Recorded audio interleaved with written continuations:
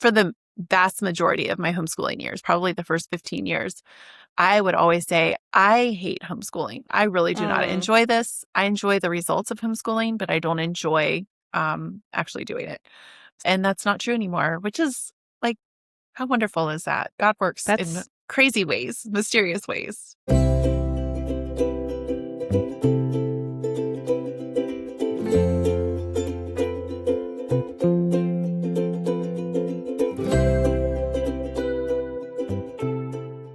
Hey, everybody. Welcome back to the Rooted Home podcast. I have my friend Ashley Buffa on today. Hey, Ashley, how you doing? Hello, Lauren. It's so good to finally connect again. I know. It's so fun to have you here today. I'm excited because we are starting school, and I wish I would have thought to interview you earlier than August, perhaps in July, but if that tells you anything about how we're doing over here with getting started. Anyway, that's okay. Better late than never. I was out of town most of July, so I wouldn't have been able to do it anyway. Okay, well, perfect.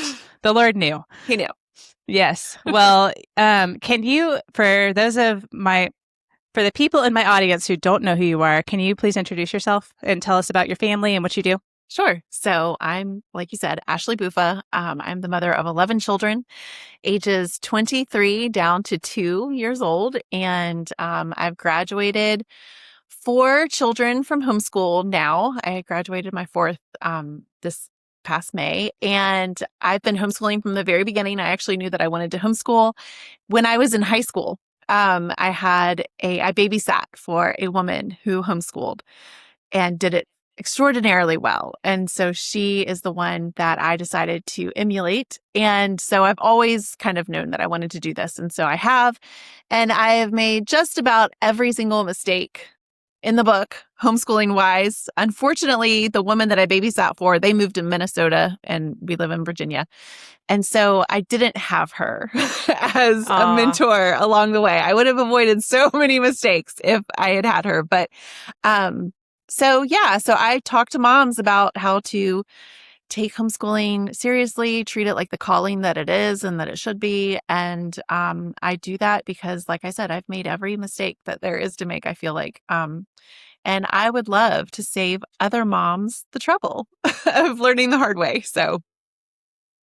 Well, I love the way you talk about homeschool because you're to the point, you're a straight shooter, and it's just very refreshing in our day and age, I think. So I'm not sure I could do it any other way. Unfortunately, bluntness is both my gift and my curse, but isn't that true for all of our strengths? Like, yes. There's always another side of it. But of course, I think it's probably pretty refreshing to a lot of us who are still trying to figure things out or uncertain.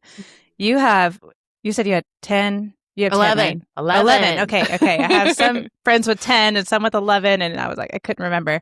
Anyway, but this is not your first rodeo. You've been doing it a long time. I have. I like to say, I have 20 years down and 16 more years to go. Whoa. Every time you add a new baby, the clock resets. So that's so true. I have not even thought about that. Yeah. And how do you feel about that? I mean, you said you've always wanted to do it. Are you still? I'm more excited about homeschool now than I ever was before. We've hit our stride. We're finally dialed into a curriculum that encourages me and equips me and inspires me to do the hard work that's before us. And I feel like I'm getting good at this finally. Like I'm putting in the reps and I am actively pursuing greatness in this area. And so we're all improving and we're seeing the fruit of that in the children, which just, it inspires me to keep running the race. And it's a really long race. So yeah, it's a marathon. It is. It's an triathlon. It's an ultra marathon. Yeah, there you go. I was like, I don't even think a marathon covers it. It doesn't. It doesn't. No. But yeah, I am more excited about it now than I've ever been before. Which is funny because for the vast majority of my homeschooling years, probably the first 15 years, I would always say, I hate homeschooling. I really do not enjoy this. I enjoy the results of homeschooling, but I don't enjoy actually doing it. So the daily grind. Yeah. And that's not true anymore, which is like, how wonderful is that? God works in crazy ways, mysterious ways. wonderful ways. 100%. Mhm. So what was it that changed your heart and your heart towards homeschooling? I mean, you always wanted to do it, but Yeah. now you love it and you couldn't Yes. always say that. Right. So I am a fan of radical and brutal self-assessment. Um, for me, and I know that this does not apply to everyone, and I'm a strange woman, but I don't know about that. for me, that's how I grow. And so when my first son graduated, 4 or 5 years ago, I was like, okay, I need to sit down and like really take an honest look at how I am doing as a homeschool mother, based on my oldest son's results. And so I did. And the results were not overwhelmingly positive. There were definitely some positives. And then my next son graduated the following year. And I did it again. And, two different children. So, I have a body of work now. And Yeah. so at the end of that assessment period, I realized that we needed to make some extreme changes. If I was going to continue doing this and feel comfortable um, with my integrity, right? Because I realized I was not giving it my all, and I wasn't giving it the respect that it deserved. And my children did not have the education that I always just assumed that they would have being homeschooled. There's a thing going around now.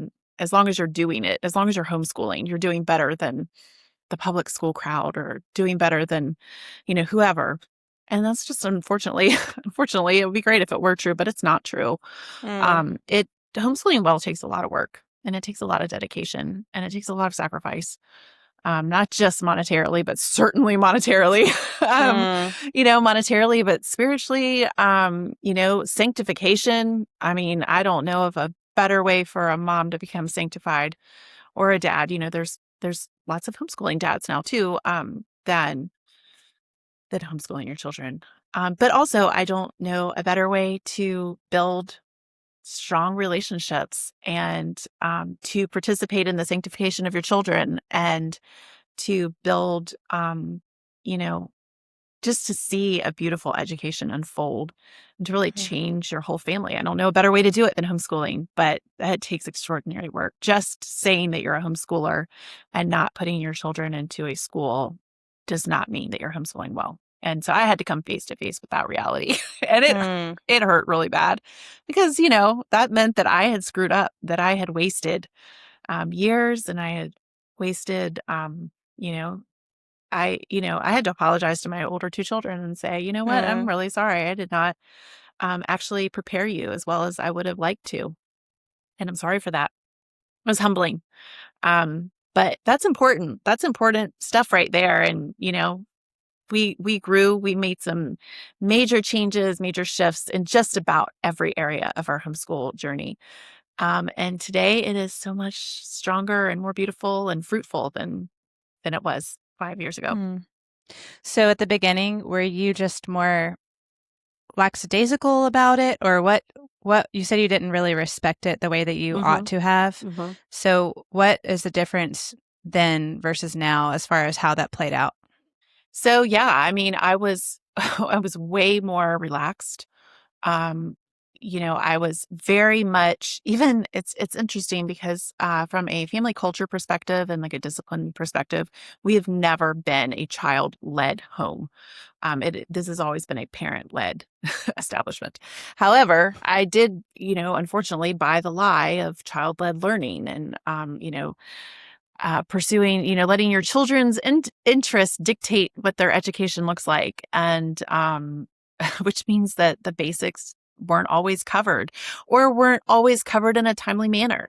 I bought into the idea that delaying reading instruction was a good thing. And, you know, that's benefiting the child. And, like I said, every single thing, every Mm-hmm. area where I could have gone wrong, I basically did. But, like, late starts to the morning, letting the children lounge around in pajamas for most of the day. Myself lounging around, not necessarily in pajamas, but like clothes that I would not leave the house in. Hmm. And one of the things that actually cured me of that was I had a month where, for whatever reason, I always had like people from church dropping in unannounced. And I was so mortified every single time it happened. I was just like, oh my gosh, what in the world?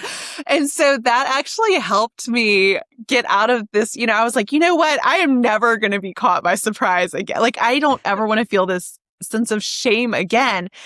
And so that helped. So I started like getting ready every day, but then that had cascade and ripple effects into how well the children behaved, Hmm. and how much I was able to accomplish. I personally, I don't know if this is true for every person, but I am able to get so much done in a day because I look cute. Like I feel good about myself and I feel pulled Yeah. together.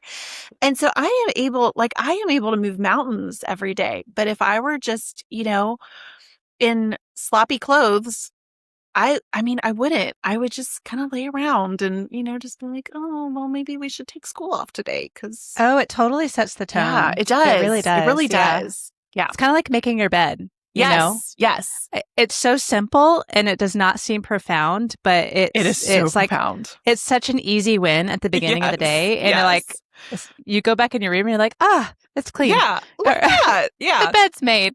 Yeah. Yeah, and the kiddos too. Hmm. Whenever they get dressed, it seems like they're. Would you say Yes. that they're dressed for success? They're ready to go. They are. They take their role more seriously, but also this is something that I feel like people just don't say. And maybe it's because people don't realize this, but I have found this to be true.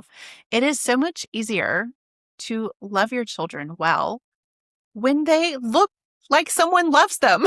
When they are, if your kids, are wearing holy pants and they smell a little suspect and, they've got dirt on their face and dirt under their fingernails and, just look like a grubby little kid, it's so much harder to love that child well. Whereas if you have a clean, combed, put together boy with, that his fingernails are trimmed and he doesn't look like, and I mean, like we're out on 11 acres in the country. Okay. My kids spend hours and hours and hours, so at the end of the day, yes, they do look like they've been rolling in the dirt because they have, Yeah, but, for the first part of the day, they look like somebody loves them. And it's yeah, easier. It is easier to be a good mother to children that look like somebody cares for them. So, yeah, it's not just us, it's them too. And it's not just the work that they do, but it's the work that we do for them. yeah. This is it And all. you're building healthy habits in the kiddos Yes. too. Yes. They're waking up and they make their bed and they get dressed and they take Mm-hmm. care of themselves to look presentable, Mm-hmm. um, versus rolling into the day looking like a slob and being okay with it. Like Right. And never if getting that's the out of norm, that. right? And if that's the normal, then if it's not the normal, then they feel uncomfortable Mm-hmm. when they look like a slob and they want to get you're you're Right. you're giving them a taste, Yes. of um taking care of yourself. Very Yes. basic Yes. hygiene, very basic, Self-respect. yeah, Yeah. self-respect. Yeah. Because I mean, you even when you go in public, if you go to Costco Mm-hmm. with all of your kids, especially with the amount of kids that you have and the amount of Mm-hmm. the kids that I have, like we always turn heads, Yes. and I'm sure, and Yes. I know you turn heads. So we want people to see that our kiddos are well loved and Yes. cared for. Are they smiling? Do they look presentable? It's a demonstration to the world that children really are a blessing, Yes. It is. So It it is. communicates something even without that being the primary intent, Yes. versus a bunch of kiddos that are just their hair is matted up, Yep. and there's dirt on their face. People in public will look and say, "Oh, Yeah. that doesn't look fun." Right. you know, Our outside should be a reflection of our insides. it really should. And it's not, again, it's not the main goal. Right. We're not vain. It's just, it, Yes. it communicates something It does. whenever and it builds healthy habits. And anyway, I feel like that's Yes. just a whole side tangent that We I could can go do on. we could do a whole podcast on this subject. Yeah, for real. So before I forget, you said something in passing earlier, and I don't want to forget this. You said that with your homeschool, you're at a point where you love it more, and you can't think of a better way to build relationships with your kids.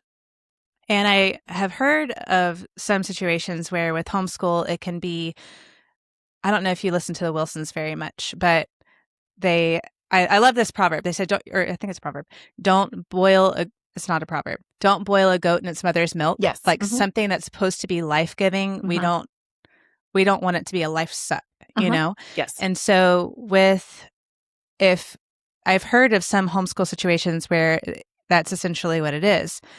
But you are able to build relationships and for it to be a disciplined time where they're growing and learning, but you're also building relationship. Can you speak to how to cultivate that kind of an environment Yes. when you're homeschooling? Yes. And so this is going to be different for boys and girls Okay. because boys and girls are different. Mm-hmm. I have had I have had surprisingly little um, trouble building these relationships with my daughters. And I only have 3 daughters. And 2 of them are teenagers and 1 is the baby. So I'm saying this as a disclaimer. I don't have nearly as much practice with girls as I do with boys. So take whatever I'm getting ready to say with a grain of salt. So my daughters are 18 and almost 17. And we're very, very close. I enjoy my daughters. They enjoy me. They tell me they do. Maybe they're lying. I don't think that they are. They're probably not. I hope that they're not because I really do. I enjoy my daughters dearly. So we have a very good relationship. My sons, on the other hand, it's different because I have been extraordinarily purposeful in making sure that once my sons hit around 10 years old, that I am pulling in more male influences, more male teachers, more male mentors. And my husband, he works from home out in this little shed that we have here. This is my side and he has another side. That's cute. That's awesome. he's here a lot. And we're so thankful. And it's been this way since 2020. Prior to that, he had a 45-minute commute. So he was not home as much. But so he's here a lot. And my husband is, he's a Renaissance man. He knows how to do all of, he hunts, he fishes, he tracks, he butchers. I mean, he can fix anything, so great role model for my sons. But I'm pulling in more, because I want a lot. We are so blessed to attend a church with strong male role models, um, strong male role models who care deeply about the youth and the children in our church. And so there's so many great godly men there pouring into my children's lives. We have done martial arts before at a studio where the guy in charge, he's a Christian. And so, again, strong masculine leadership. But the other thing that I have done, which, I hate always saying this because I know that it's not financially available to everybody, but we have done a lot of online classes. So my 15-year-old son and my 13-year-old son, I do everything that I can to get them the online classes that they are in there with male teachers, so that they are getting that accountability and that masculine encouragement. And that has been a game changer. It's been a really beautiful thing to see. So that's one way that I've done that. And then, there are times when I have to say, hey, son, you are not giving your full effort here. I need for you to do better on this. But what I try to actually do more often than not is ask my husband to have that conversation. When they Because get older? when they get older, because it is going to hit differently coming from dad. It just, that is the way of the world. And so because of that, I am able to have really good relationships with my sons because I respect that tension. I'm not trying to henpeck my sons. I'm not trying to be a nag. or any of those things. And I know that I do actually fail occasionally, and then I have to Don't we go. all? Yeah. We all do here. Yeah. Nobody is perfect, but this is what I'm aiming for. And it has worked extraordinarily well so far. Mm. And, I've graduated 3 sons so far, and 1 daughter, have really nice and special relationships with all of them. So, That's awesome. So it seems like you're really striving to show them respect at various levels yes, of, yeah. yes. But one thing that I think that people get backwards is before I can show my children respect, they have to first show me respect, because that's actually the way that the commandments are worded. Right. Yes. Honor and obey your parents. Okay. So, my little, so it's hard to imagine my 6-year-old George, he is so adorable. He's so sweet. One of my older sons says, "Mom, he's the best of all of us," and it kind of is true. So Aw. he's such a sweetheart. But so Aw. it's hard for me to imagine this. But let's say that George starts being disrespectful to me. I can't. That has to be snuffed out. I can't allow that to fly. So we have to have a conversation about respect, breaking commandments, get to a point of restoration, and move on. So that has to be happening when they're younger. The children have to understand. You know, and I think that sometimes is where things go awry when you have teenagers that, then all of a sudden, they're wanting to assert their personhood in different ways. And, if you're not teaching them how to behave and how to honor their parents when they're young, it's going to be almost impossible to make that happen when they're teenagers. And so then when you have a teenager that's disrespecting you as a parent, you can't turn around and be like, okay, well, maybe if I respect him first. No, that Yeah. is not how it works. Yeah, that's good. I'm glad you made that what am I trying to say? Words are hard. Distinction. Yes, thank you. That is a very important distinction, because that could lead to fluffy parenting and not Yes. actually parenting if you're trying to start with being their friend instead of, that could just go wrong. So Right. The friendship and the relationship come after the honor Yeah. and the respect. So it takes time That's to good. get there. Yeah. I have noticed though with our little boys, my oldest boy is 7, so I don't have teenagers, and so we very much are seeking to instill obedience in all of our boys and respect.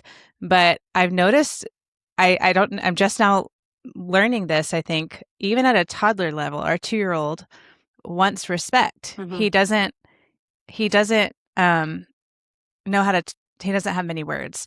And so, but if a child or if somebody takes something from his hands without, I don't know, he gets really upset versus if you just say, "Hey, Josiah, can you hand that to me, please?" And then he'll do it. He just wants to show. It's interesting how that's just so, basically what I'm saying is boys are very deeply wired to want respect. Yes. And it goes from toddlerhood all the way to adulthood. It's just so deeply ingrained. It never goes ingrained. away. No, it's the Lord designed it that way. So anyway, well, that's really good. Well, speaking of toddlers, you have had a few of them. I have. While homeschooling. Yes. And just going into the school year, we've got a baby and a toddler for the first time. The combination's closer than normal. And so I would love to pick your brain about how you have handled toddler and baby while juggling teaching your children without a mother's helper. Have you ever had a mother's helper, or do you usually do it by yourself? I haven't had a mother's helper in the last 5 years when we've actually been running the race the way we should have been. I've had one here and there throughout the years. But I mean, here's the thing too, that you have to remember when you have this many children, my life is so much easier now than it was when all of my children were young. Not just because I'm like, okay, well, you're my kids, so you have to help me. It's much more like I almost have to tell my kids to back off and like, let me be the mom here, because they're all like, oh, I think she needs to do this. And hey, Mary Eleanor, come here and I'll read you a story. And, so, I mean, this is just not an issue in my life anymore because, Hmm. I only have one toddler because George is 6 now. So I can't refer to him as a toddler anymore. And he's really not. So we have this 2-year-old daughter, and she's just so adored by everyone in the house. It Hmm. was 15 years in between girls for us. So Oh. everybody was just so thrilled that she was coming, and everybody was just so, so I really have to tell, especially like my 10 and 11-year-old sons, I have to be like, hey, you know, no, she can't behave like that. She's actually like, being rude and disrespect. And that's not how, so like, let me get in here and do the mom thing. So what I'm trying to say in all of this is if you raise your children with a lot of diligence, one day that will be you, and you'll just be like, this is so easy. I don't even know what the problem is for so many people. So, but in the middle of the chaos and the crazy, what I've truly found is that the more we can pull our children in instead of push them away, Hmm. the better. Because so many times, and this is not every time, I've had a few toddlers that I was like, oh my goodness, I might not survive this. But a lot of the times, if we can pull them in and involve them in what we're doing instead of separate them out, they feel so much better about it. And so then they end up behaving better. Hmm. So, when we're all at the school table, because Mary Eleanor only takes an afternoon nap now. So, the vast majority of the schooling time is with her underfoot. And so, I made her own box that looks exactly like her brother's school boxes, right? And it has little books in it for her. And I got her a little pencil box that has her fat little crayons in it. And, I even put it up a pink eraser because she just wants to be a big kid, right? Hmm. So the Yeah. more that we can try to like bring them in and be like, okay, Mary Eleanor, it's school time. So come hop up in your chair. And, she'll be like, I need paper, please. And if she sees the boys doing their math, they do their math on graph paper. So I'll say, would you like some graph paper to do your math? Well, that makes her feel, 10 feet tall because I'm not treating her like a baby. I'm asking her if she wants to do math with her brothers, So Yeah. even though I'm not doing math, I'm letting her feel included in everything that we're doing as much as is possible. So I found that is actually a great way to do it. And it's weird. I'm not trying to teach her those things yet, but she's picking up so much of it. And it's just like, oh my goodness, it's a That's baby amazing. genius, so. Yeah. So anyway, but just pulling them in, and she is actually the first child that we've bought one of those counters, like counter stool thing. You know what I'm talking about? You like No. push it, like, so it's like a stool for your toddlers, but it has like a,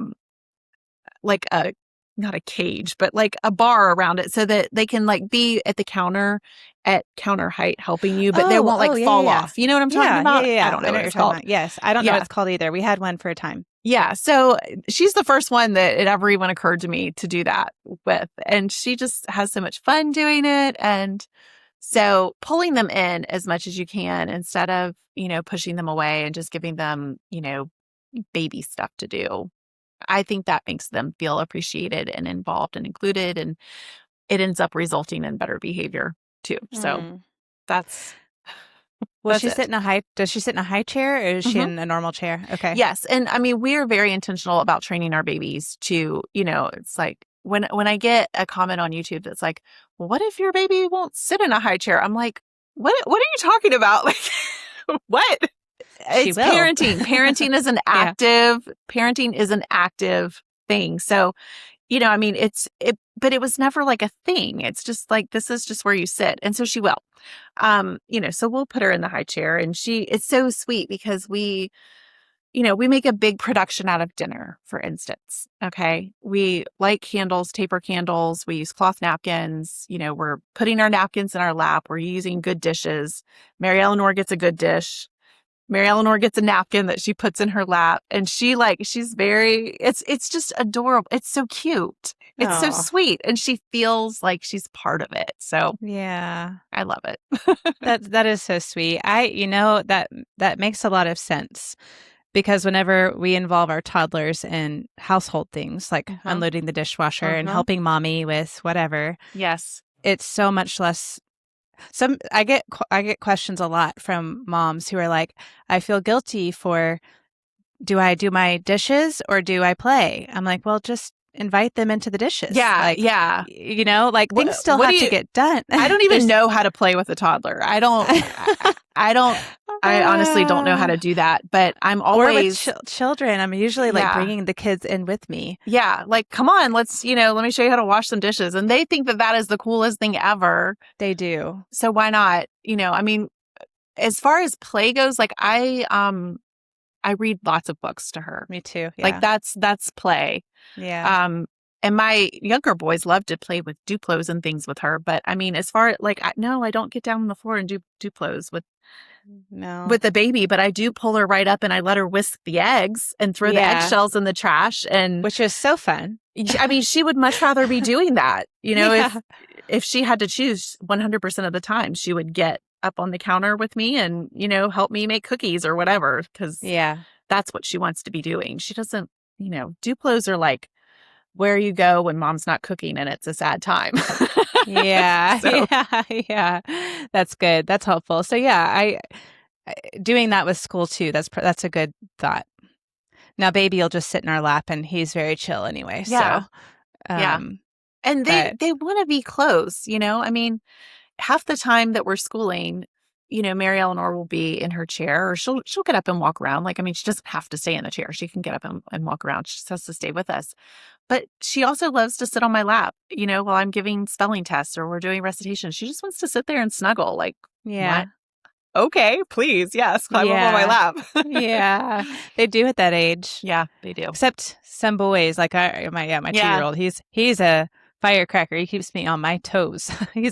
I always say it, he's a capital T toddler. He is like the most toddler Right. we've ever had in Yes. so anyway, so I guess that kind of answers my second question. Do you devote any specific training time to your toddlers and to your babies to prepare them for school, or is it just kind of as you're going, you're teaching them along the way? It is very much as we go, we teach along the way.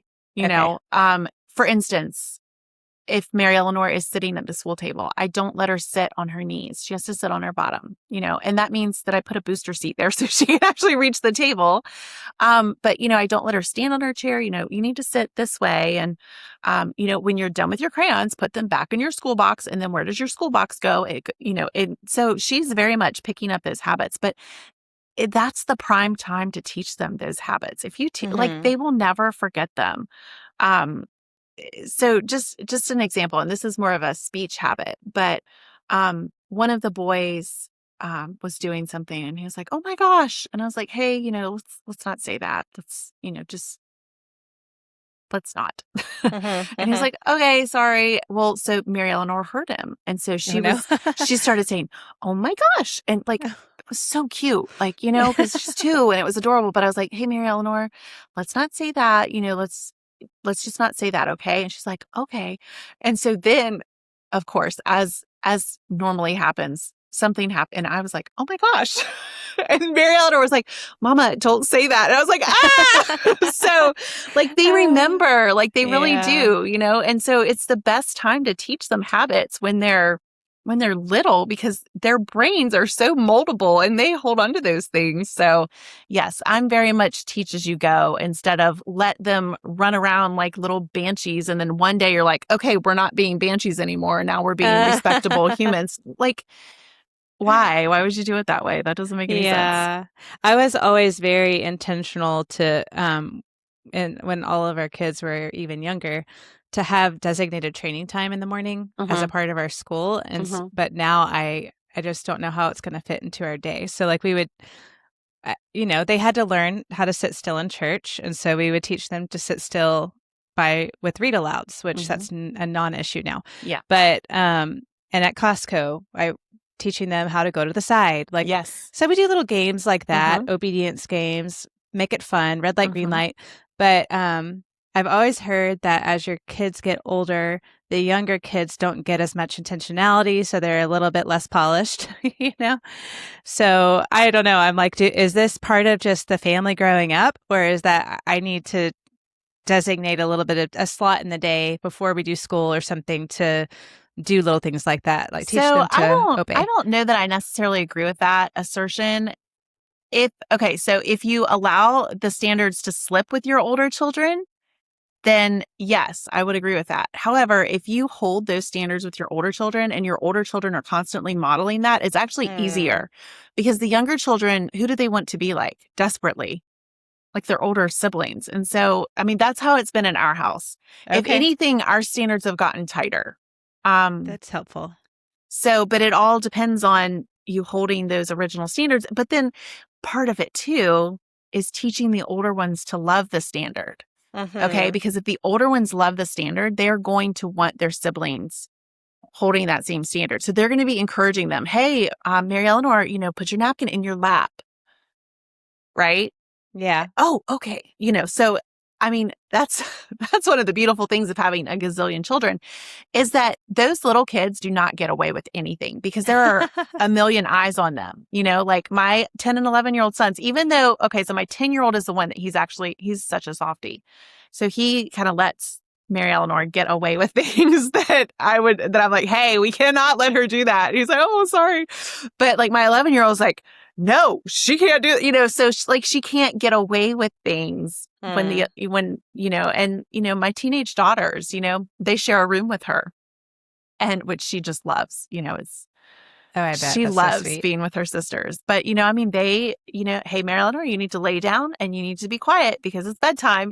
She's like, so, it's if the older children love the standard and are holding the standard, there doesn't necessarily need to be intentional training periods. Like, I mean, for certain things, like obviously like potty training. Yes. I mean, you're going to have to take a week to do that. But and if you see that the child has an area where he is struggling, then yeah, have some intentional training.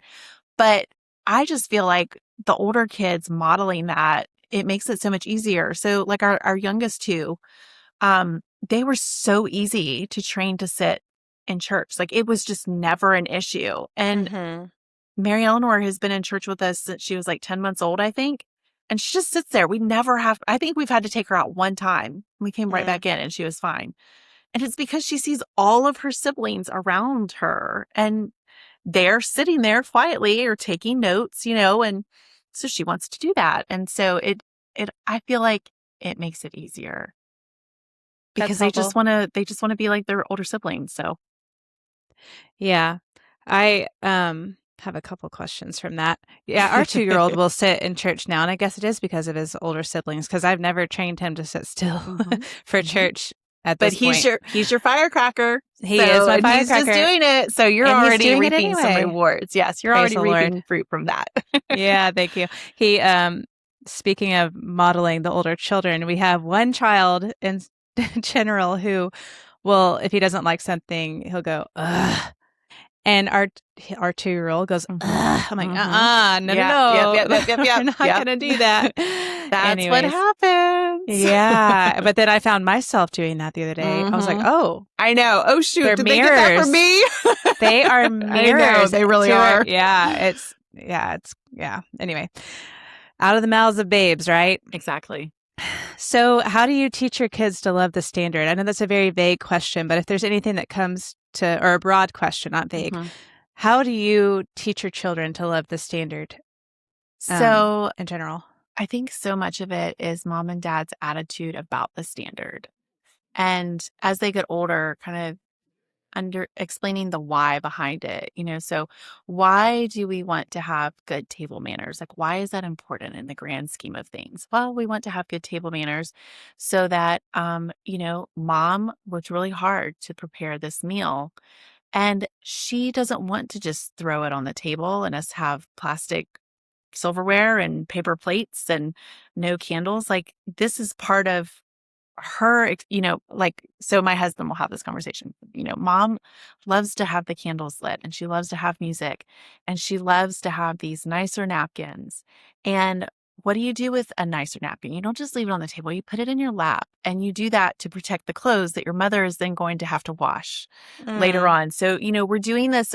All manners and etiquette are more about other people than they are about ourselves. There is a self-respect aspect there, but it's about considering others, so that's kind of where we approach it, but we're kind of giving them the why. Like, why do we do this? Why does your mother want to put, the beautiful dishes down? Well, because she spent 2 hours on dinner. And so she wants to see it look amazing. And why is she doing all of this? Well, because she loves you and yeah. she wants to give you this delicious food. And so we're all outdoing each other and showing honor, which is what the Bible tells us to do. Right. So if that kind of Mm, becomes your family motto, outdo each other and showing honor. And that should be husbands and wives. It should be mothers to children, children to mothers, mothers to fathers. This goes all the way around, So how can we outdo each other in showing honor?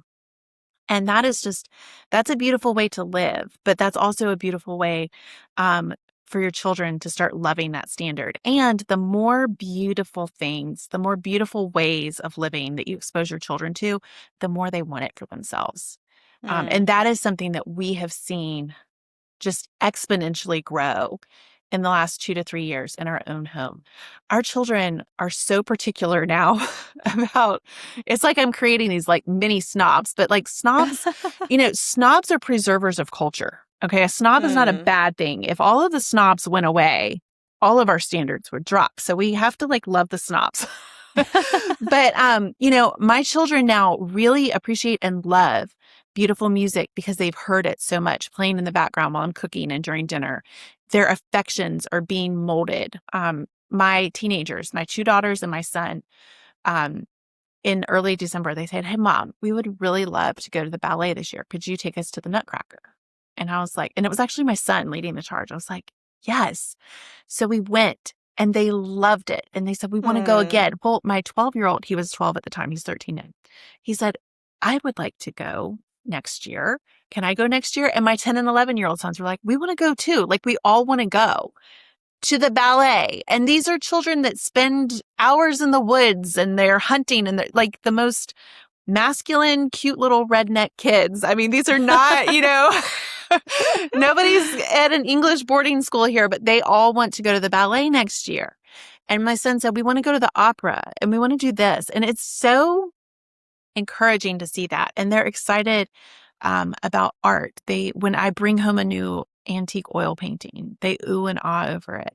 They Mm. they love it when I'm obsessed with antique shopping, and so I'm always bringing home little finds, and they get so excited because the home is becoming more beautiful, and it's a cultured place to be. Um, we went on vacation and stayed in an Airbnb, and it was just not this. The kids were just like, Stale. who decorated this place? And it's because they've learned to love that standard. So Mm. demonstrating it for them, raising the standards, enjoying it, but not, here's the thing. Here's the thing. You can't be a harpy about it. you can't be like, "Oh my gosh, why aren't you putting your napkin in your lap? I've told you 20 times already." Like that cannot be the posture of parents trying to get their children to love the standards. It has to be a matter of outdoing each other and showing honor. So, if I Mm. see a child who has forgotten the napkin, we've been doing this for years now, but if I don't call them out, I'll just be like, "Hey, George," and kind of tap the table. And he'll see where I'm pointing, and he'll like really quickly get his napkin and put it down. So, it's like it's the respect thing again, all over again, Mm. right? So I think our own attitudes towards the standards are really important, and never having that nagging, that dripping faucet, Yeah. posture towards any of this. But, again, why are we doing this? We're doing this because we want to love our neighbor and, Hmm. raise the standards around here. So, So it seems like you're saying have the things in your home to help them love. You're not telling them, "Hey, look at this painting. You have to love it," or "You have to love this napkin," or right. but you're setting the standard for what normal looks like. That normal is beautiful and good and true, and so you're cultivating a taste for those things that then anything lesser looks different and not Right. as tasteful. Right. And it sounds like you have a very joyful home. I mean, if you can have all the beautiful things in your home, but if Mm-hmm. your attitude's ugly, Right. then it's not, no one's going to Right. love that, you know? Exactly. Um, so yeah, I think but you spoke to that. You said like mom and dad's attitude is a very important part of that as It well. is. It is. And it's also, if you have beautiful things in your home, you have to hold them very lightly because things are going to break, right? So you can't be the mom that, if you bought a pretty glass pitcher to have on the table and it gets knocked over, because it will get knocked over. And if it's glass, it's going to break. You can't cry over that. You can't yell, certainly not. You can't shame anybody for an accident, right? So it's that too. It's your children seeing that you love them more than you love any of these things. And okay, well, let's clean it up.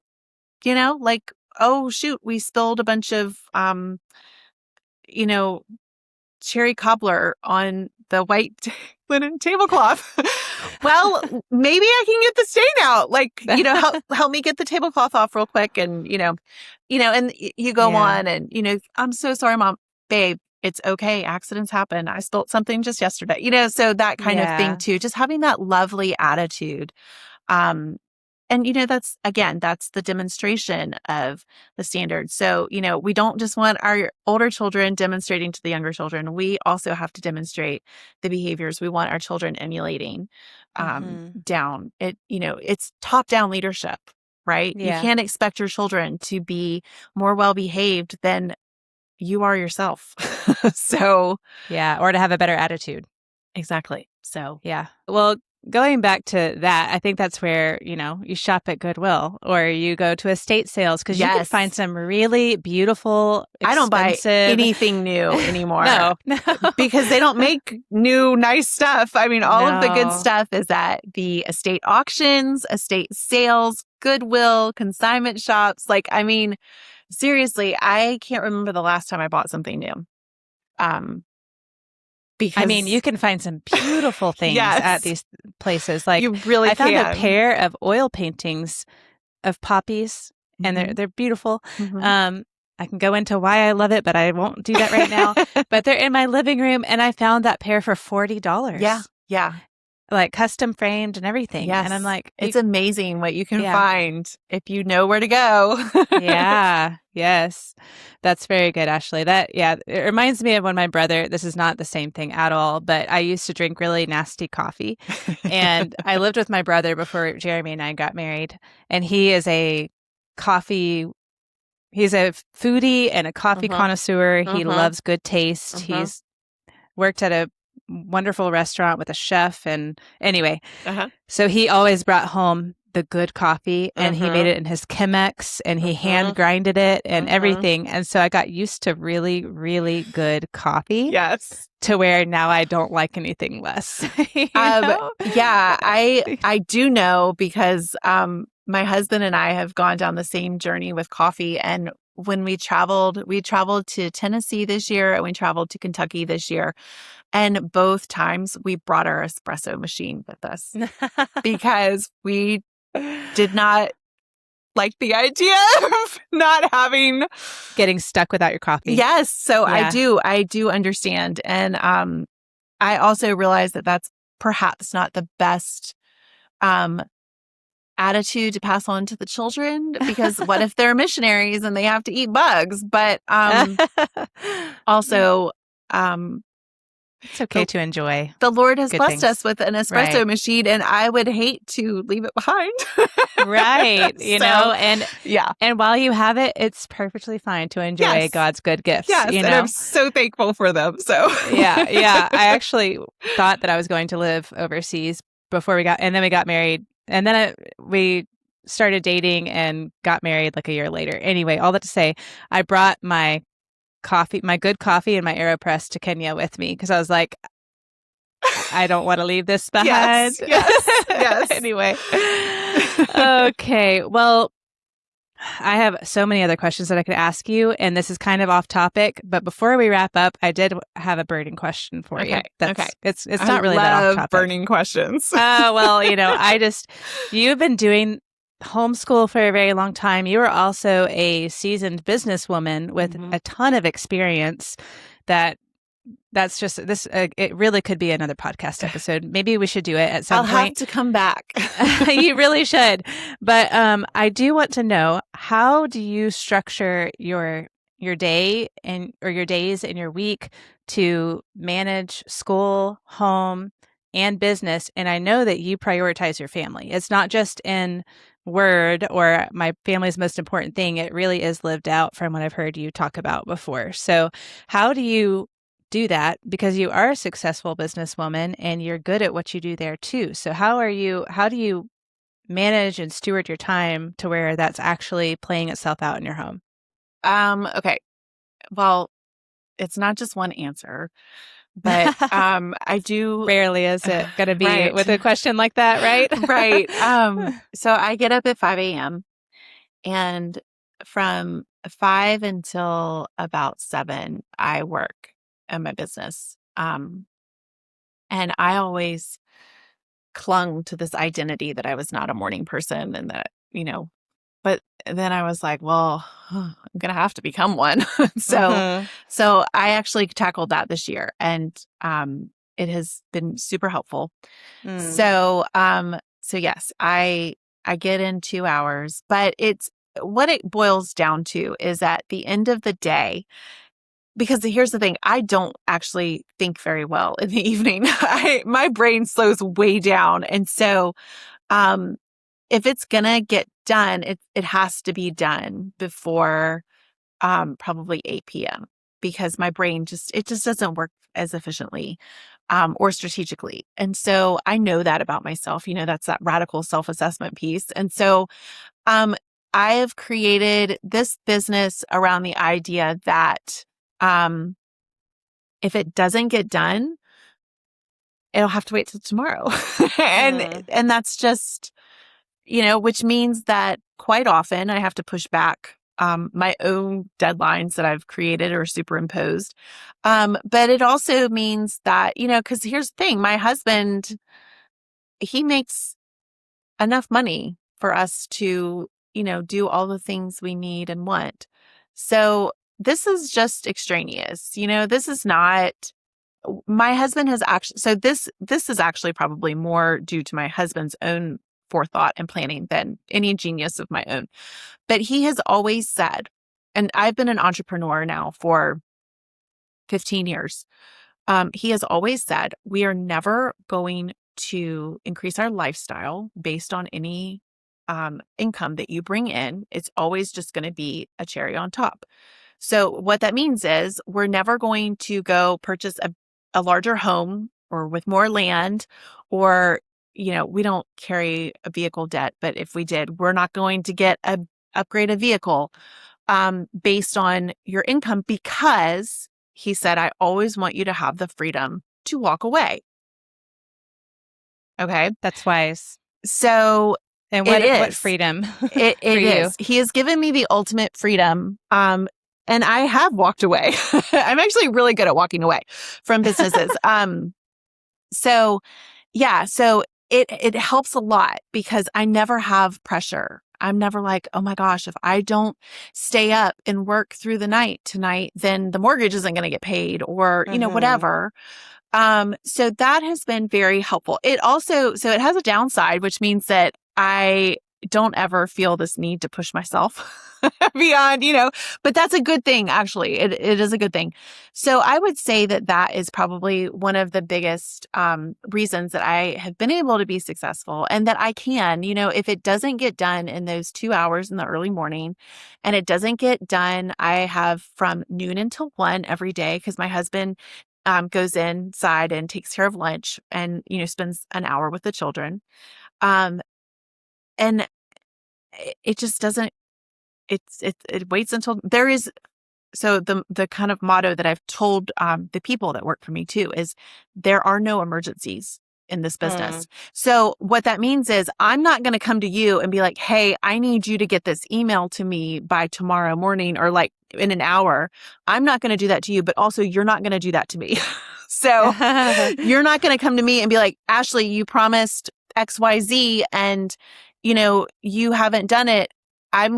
Honestly, I'm not even going to see your message because I'm not going to pick up the phone. So, I think that is a big part of it. And that is why I've been successful as a homeschool mom, as a wife, and as a mom is because my business is not in charge here. I am. And Hmm. so I think that's a big part of it. That's so good. And what wisdom from your husband, and what a gift to you that Yes. he honestly set that standard Mm-hmm. in the home to where it it's a it's a freedom. Mm-hmm. My husband has done a similar thing. He's like, we're not going to depend on this, Mm-hmm. so you're free. You Right. know, you There's can no just walk away pressure. tomorrow if you Yeah. don't. If you want to walk away tomorrow, Yeah. and anyway, so when that pressure's not there, it's a real gift because you're very driven. I'm very Mm-hmm. driven, and so we put pressure on ourselves if we're not careful, Mm-hmm. and Mm-hmm. so praise the Lord for men like that who Yes. help Yes. speak reality over us, you know? Exactly. Exactly. Oh, that's good. And then you're really boundaried. It sounds like Mm-hmm. this is your window of time Mm-hmm. and it's not going to creep into anything else. Right. And Yeah. because, I mean, if you're pulled in too many directions, I like to use, it's from, which one is it? Is it Hobbit or the Lord of the Rings? It's Lord of the Rings when Frodo says, because he has the ring around his neck and it's like cutting into his neck and it's chafing and everything. And he's at the end of the line and he says, I feel like too little butter spread over too little bread. It's Hmm. that scraped, thin feeling like there's just not enough to go around. And Mm-hmm. I don't like feeling like that. And I mean, sometimes there are certain seasons of life where you're just going to feel like that. And usually it has to do with the end of pregnancy, postpartum, or lots of littles under, the age of probably 7, right? Mm-hmm. Right where you are. Mm-hmm. And you're going to get there. And that is a natural part of motherhood. Okay. So that's not a flaw. That's the design, Mm-hmm. right? Mm-hmm. That's where we really learn as mothers to lean on the Lord and Mm-hmm. to, have faith and trust and hope. Okay. So, but, you know, this whole thing that I've created, there's no reason for that, Mm-hmm. right? If I am feeling that way at this point in my life, it's because I have put too much on my plate. Mm-hmm. That's an Ashley issue. That's not a season of motherhood issue. And so Yeah. I need to be able to address that when needed. And because I am famous for putting too much on my plate. So I have become equally famous for um, then readjusting and doing better next time. But I do actually end up coming back to the same mistake and doing it again. Um, Layers, yeah. right? We're layered. Like the Lord, like we never arrive. There's Right. always layers. And Yeah. I'm always going to choose the bumpy road is what yeah. I found out about my personality. But in order to give my family the best of me, I try to be more careful about the bumpy roads that I'm choosing. So, for instance, my first grandbaby is coming mid-September. I'm so Yay! excited, That's so and exciting. thank you. Congratulations. I'm ecstatic. But we volunteered to host the baby shower for my daughter-in-law because our home is set up really well for entertaining, and we're a family who entertains a lot. So we have a process down. And my daughter-in-law's mother, was in the middle of a move and she was like so stressed out. I was like, just let us do it. It'll be fine. For some reason, I scheduled it for a Sunday at 2:00. It was like the worst decision ever, but I guess I was just feeling like things were too easy. And so I needed to shake things up a bit. And you were feeling So really optimistic because it's your grandchild. yes. I Yeah, was yeah, just, flying on cloud 9. So anyway, yeah. and it did. It worked out fine and everything was great. And my other daughter-in-law was helping and my mother-in-law was in town and she was helping. So we all just pulled together and got it done and it was fantastic. So But you're learning when to say no or wait. Yes. Yeah, Yes. that's good. Well, that's so exciting, though. Congratulations. I'm thrilled. I'm so excited. Yeah. Oh my goodness. Do they live close? They do. They live Okay. about 30 minutes away. So we see Oh, them at least yay. once a week. And yeah, it's Yeah. wonderful. Oh, that's awesome. Well, Ashley, I feel like we could just keep going, but I want to Probably respect could. your time. The 4-hour YouTube video or Oh, podcast interview. so fun. We'll just come back for part 2 another time. Yes, part 2, part 5, 6, 7. Well, before we hop off, I want people to know about your business and where they can find you because you are a wealth of wisdom and you've got a good product. So can you tell everybody all about that? Sure. So you can find me on YouTube, just my name, search my name, Ashley and Buffa. And my website is vocationalhomeschooling.com. And I have different smaller workshops for, skill, as my teenagers like to say, skill issues. Things like getting a schedule and putting together checklists that help motivate your children better and teaching your children to be more independent learners. And then, I have a big course that helps you redo your homeschool from the ground up. It's called the Homeschool Excellence Framework. So I have something for everyone homeschooling, basically. And I am actually starting to work on a motherhood course, a big Oh, motherhood awesome. course. So that'll probably go out towards the end of August. So I'm looking forward to So that. really soon. Yeah, really soon. That's so exciting, Ashley. Choosing the That'll be bumpy great. road. Choosing the bumpy road again. Speaking of bumpy. And you're about to start your cottage school too, I huh? am. Yes. Cottage school starts August 24th. I'm starting that this year. So that is a super bumpy road. But it's been good. Once I get through September, I think that I'm going to be pretty bored. So I'll probably be looking for like a new big project because I'll have everything like ironed out at that point. But right now, yeah, super bumpy. Oh, man. Well, I'm excited to hear more about your motherhood course. I can't talk today. Anyway, I bet that's going to be so fabulous. Okay, so hold on. Before we get off, tell me a little bit about that because this is the first time hearing about it. What is the focus going to be? What are you taking people through? So I'm basically modeling it in the same way that I did the Homeschool Excellence Framework. So it's going to be 8 modules, and each module is going to be on a different topic, and we're going to deep dive into each one. So each module will have probably like 5 to 8 different videos. And so topics like the attitude that we were talking about, like the attitude that moms really need to cultivate in themselves. Definitely a discipline module. Habits, training your children, that family culture piece that I'm so passionate about family culture. I've really seen that blossom in our home in the last 3 to 4 years. And it's a passion of mine. So I want to talk more about family culture and developing a beautiful family culture. And, mothers are kind of, leading the charge there, for, bringing in that beauty and cultivating, and refining. So yeah, it's going to be 8 different modules and we're going to go in depth on all of them. So I'm really excited That's about it. awesome. I'm excited. Yeah. I'm excited to learn more. Yeah. So, well, thanks for telling us about that. And will that be on vocational homeschooling too? Yeah, it'll be there. Yeah. Okay. All right. Well, thank you for spending your afternoon with me, Ashley. It's You're been very such a joy. welcome. And on to part 2, right? Yeah. Okay. Stay tuned. Okay. Thanks, Ashley. We'll talk to you later.